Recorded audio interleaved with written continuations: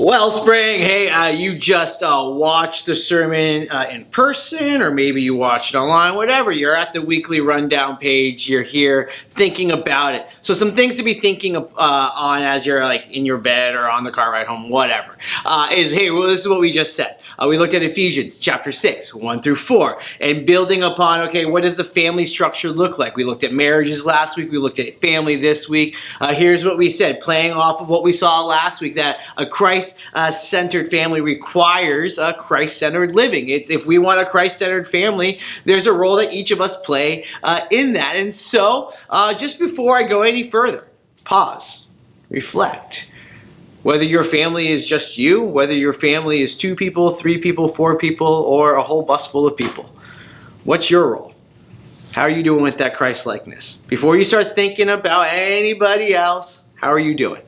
Here are some challenges that we gave out of this sermon. First is that you would attend the workshop. We didn't get into a lot of the how-tos, but we have a workshop coming this Saturday, the first weekend in March. We have, my family has devotionals that we can suggest. We have resources for music, resources for what movies and things of that, like some how-tos and whatnot. That's great. Come to the workshop, think about those things, be with other parents as we all grow in that area. But then for the rest of us, and for all of us, how can we as a church be supportive to families? I'm filming this, and right outside there's high schoolers walking.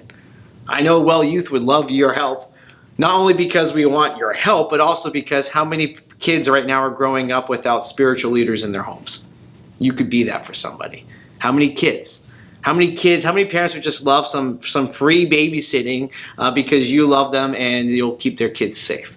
There's ways to get creative and to think about how we can be a supportive church family to families. So think about that on your car ride home, reflect upon this, and we'll see you guys real soon.